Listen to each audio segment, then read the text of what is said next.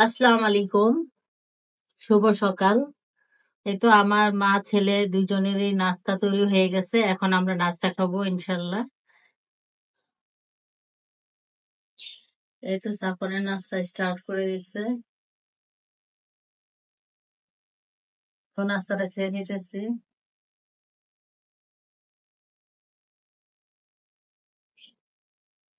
এই তো আমি একটু আজকে আদা, লং, তেজপাতা সবকিছু দিয়ে একটু র চা বানাইছি। আজকে আমি এই র চাটা খাবো। সকালে বিছানার চাদর চেঞ্জ করতেছি। চাদর অনেক ময়লা হয়ে গেছে সাফনের রুমের।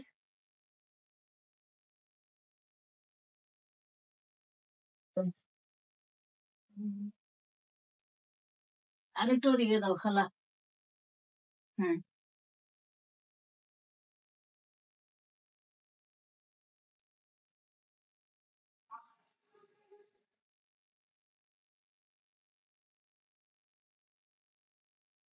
আমার বিছানার চাদরটা উঠানোর জন্য। আমার চাদর ময়লা হয়েছে।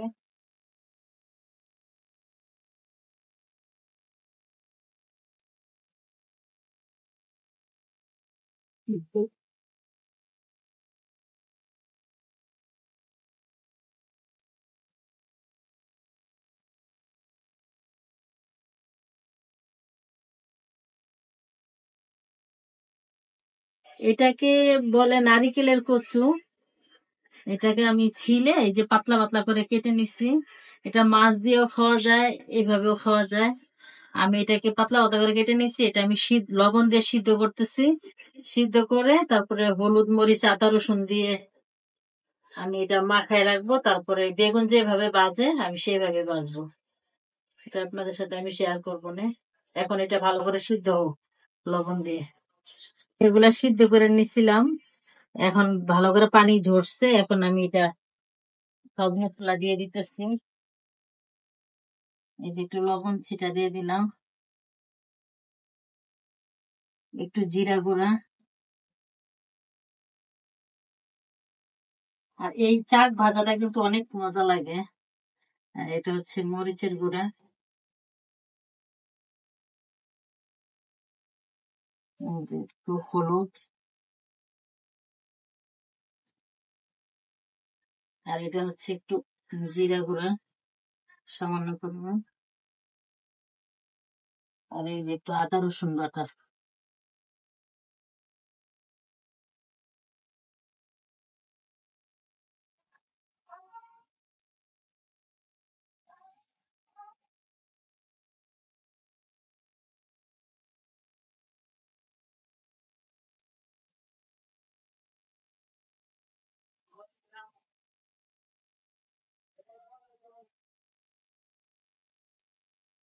এই তো আমার তৈরি হয়ে গেল কচু শাক ভাজা। এটা গরম গরম ভাতের সাথে খুবই ভালো লাগে। এর মধ্যে একটু পেঁয়াজ বেরেস্তা চাইলে দিতে পারেন, আমি দেই নেই। এই যে একটু কাঁচামরিচ দিয়ে দিচ্ছি। আচ্ছা, এইটা আপনারা চেনেন কিনা জানি না। অনেকেই চিনতে পারেন, অনেকে নাও চিনতে পারেন। এটা হচ্ছে পাট শাক। এটা আমার যে দারোয়ান, উনার উনারা গ্রামে গেছিল। তো ওখান থেকে নিয়ে আসছে আমার জন্য। কালকে রাতে নিয়ে আসছে কিছু ছোট মাছ নিয়ে আসছে। এগুলা ফ্রিজে রাতের বেলা রেখে দিছি, তো এর জন্য আর কাটতে পারি নাই। তো যেদিন কাটবো ইনশাল্লাহ আপনাদের সাথে শেয়ার করবো। কালকে আমার কাইনে বলতেছে, ম্যাডাম আপনার জন্য আমি গ্রাম থেকে নিয়ে আসছি একদমই পাতাগুলা, কচি কচি পাতা। তো আমার কাছে এত ভালো লাগলো, মানে আসলে এইটাই মানুষের ভালোবাসা আসলে। আমার এইটুকুনো বয়সে আমি মানুষের কাছ থেকে যতটুকু ভালোবাসা পাইছি, আলহামদুলিল্লাহ। তারপরে এটা আমি ভালো করে ধুয়ে ফ্যানের নিচে শুকাইতে দিছি। তারপরে আমি জাস্ট এইভাবে নিব।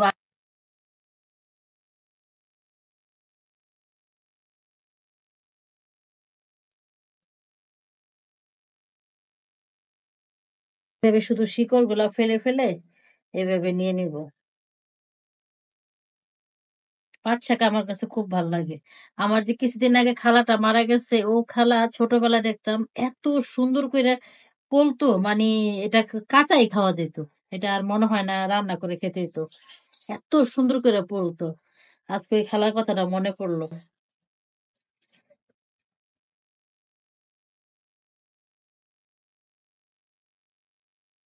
শাক ভাজিটা করে নিতেছি।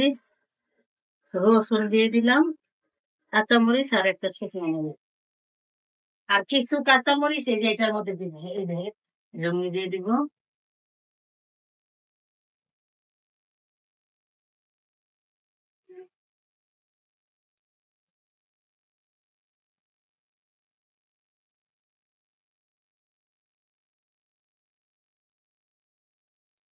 পাঁচ শাকটা দিয়ে দিলাম।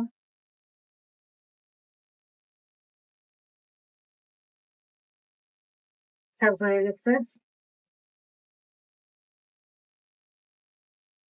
আমি কাঁঠাল বিচি বাজলাম, কাঁঠাল বিচি খাবো। তো আজকে একটা জিনিস মনে পড়লো, আমার ননাস উনি মারা গেছে 2 বছর হয়ে গেল প্রায়। তো উনি সবসময় কাঁঠাল বিচি ভাজলে এই যে এইভাবে আরো চিকন করে নেয়, কাঁচামরিচ পলে আর এই যে একটু লবণ নেয়, নিয়ে এই যে এইভাবে মাখাইতো। আমরা কিন্তু এইভাবে কখনো খাইনি, আমাদের বাড়িতে কখনো এইভাবে খাই নাই। কিন্তু এই আমার ননাসি তারপর আমার ভাসুর ওরা এইভাবে খেত, এই যে এইভাবে মা খায়া এই যে এরকম এরকম। খুবই ভালো লাগে, কিন্তু আপার কাছ থেকে দেখে থেকে এইভাবে খাওয়া শিখছি। আর কাঁঠালটা খুব মিষ্টি, মিষ্টি ছিল এর জন্য বিচি গুলো কিন্তু মিষ্টি।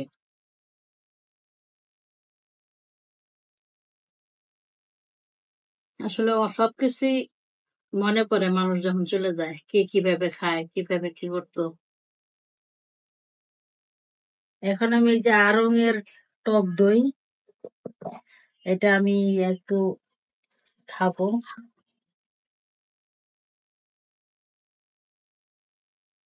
এটা পরিমাণ না, এমনি ঢেলে দিয়ে দিলাম, কারণ এটা চাকা, এটা খুলতে গেলে অনেক সময় লাগবে, এর জন্য লবণ নাই। তো এর জন্য আমি একটু একটু সামান্য পরিমাণ লবণ দিব।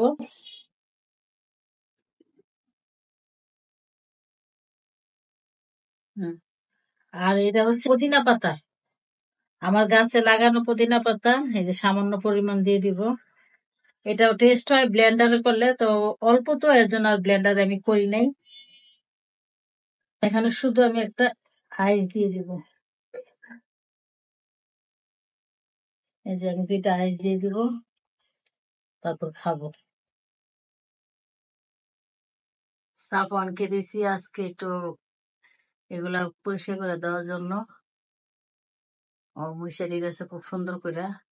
2-3 দিন পর পরই কিন্তু এগুলা মোছা হয়, তারপরে এত ধুলা কোত্থেকে যা আসে আমি বুঝি না আসলে।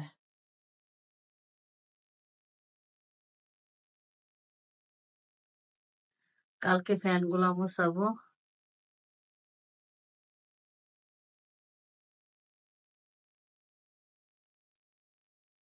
আর সাফওয়ান এই কাজগুলো খুব সুন্দর ভাবে করতে পারে।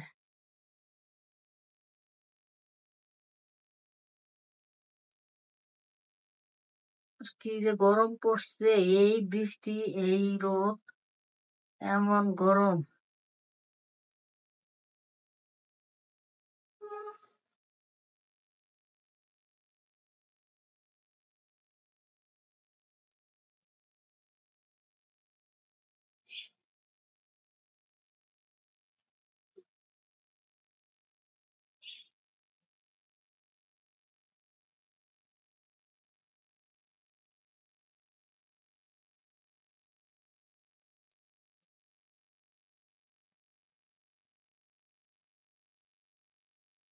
এটা একটু স্প্রে করে নিলে মনে হয় ভালো হতো গ্লাসটা।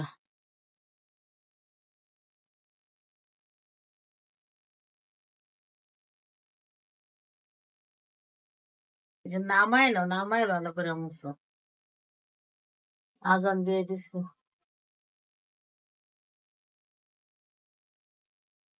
আর দেখেন কি রৌদ্র উঠছে, মা গো মা, এত রৌদ্র। আর অনেক রাতে না এই চালের উপরে বিড়াল লাফালাফি করে। কালকে আমি এত ভয় পাইছি, আমি ভাবছি চোর টোর আসছে কিনা, দেখি না বিড়াল। এই চালের উপরে আসলে বিড়াল লাফালাফি করে, আমি ভাবছি চোর বুঝি আসছে। কালকে আমি আসলে ভয় পাইছিলাম রাতের বেলা। এই কাজ করো না, কাজ করো না।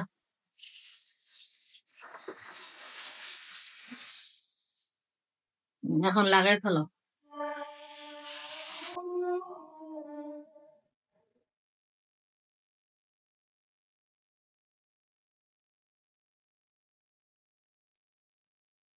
সোজা হয়েছে। এই আমার পর্দাগুলা ময়লা হয়ে গেছে, রোজার ঈদে ধোয়া হয়েছিল, তারপর আর ধোয়া হয় নাই। এখন ভাবলাম পর্দাগুলা একটু ধুয়ে দেওয়ার ব্যবস্থা। অনেক ময়লা হয়েছে পর্দাগুলা। আর পর্দা ফ্যান এগুলো যদি পরিষ্কার থাকে না, তাহলে ঘরটাই পাতলা লাগে, ভাল লাগে আমার কাছে।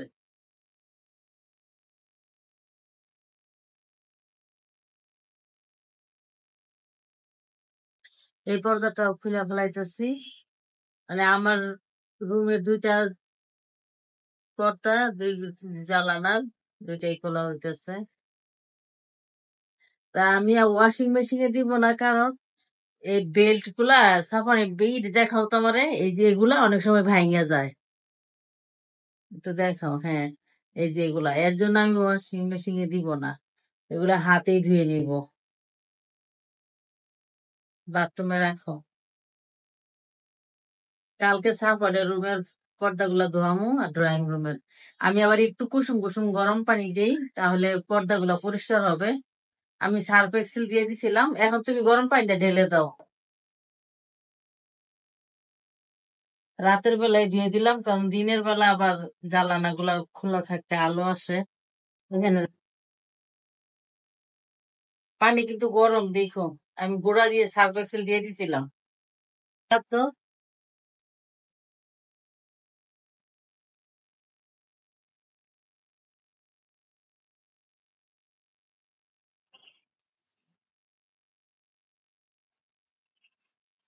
সবগুলা দিয়ে দাও তাড়াতাড়ি।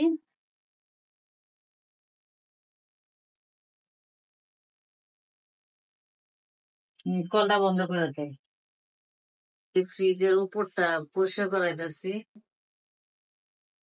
ফ্রিজের উপরটা অনেক ময়লা হয়ে গেছে, কাপড়টা কাপড়টা দিয়ে দাও, এটা ধুয়ে দিয়ে মনে হয়। হ্যাঁ, নিচে ভালো, উপরটা ভালো করে ক্লিন করো। এত ধুলাবালি পরে, কয়দিন পর পর এগুলা ক্লিন করি, কিন্তু তারপরও তো ময়লা পরে।